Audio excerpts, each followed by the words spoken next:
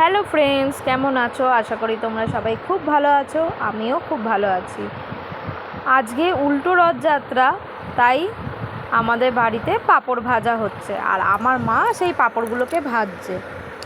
এখানে অনেক রকমের পাঁপড় তোমরা দেখতেই পাচ্ছ ভাজা হচ্ছে। সাবুর পাঁপড়, আঙুল পাঁপড়, কালারিং পাঁপড়, বেসনের পাঁপড়, আলুর চিপস।